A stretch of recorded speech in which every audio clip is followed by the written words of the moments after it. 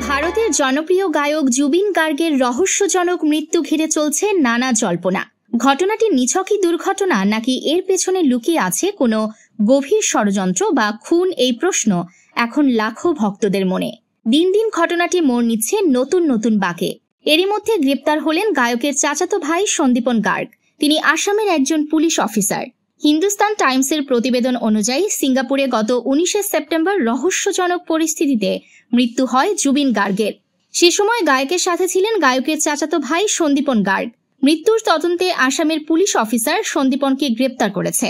SIT প্রধান তথা special DGP বা সিআইডি মুন্না প্রসাদ গুপ্তা বলেন, গায়ক জুবিন গার্গের মৃত্যু মামলায় সন্দীপন গার্গ নামে এক এপিএস অফিসারকে গ্রেপ্তার করেছে আসাম পুলিশের সিআইডি।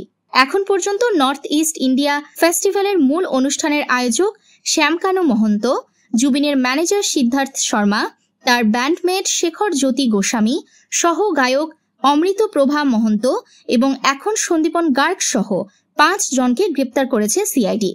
এর মাঝে জুবিনের মৃত্যু তদন্তে গঠিত বিশেষ তদন্তকারী দলকে বা এসআইটি গুরুত্বপূর্ণ তথ্য দিয়েছেন আরেক জনপ্রিয় সঙ্গীত পরিচালক ও জুবিনের দীর্ঘদিনের সহকর্মী মানস রবিন। বুধবার এসআইটির সঙ্গে বৈঠকের পর গণমাধ্যমকে রবিন বলেন, আজ এসআইটির কাছে গেলাম এবং তাদের হাতে কিছু জরুরি তথ্য তুলে দিয়েছি। আমি বিভিন্ন জায়গা থেকে এই তথ্যগুলো জোগাড় করেছি। আমার বিশ্বাস এই উপাদানগুলো তদন্তকারী দলকে সঠিক পথে চলতে এবং জুবিনের মতো আমাদের প্রিয় শিল্পীর এমন অকাল ও রহস্যময় মৃত্যুর পেছনের সত্যটা বের করতে সাহায্য করবে।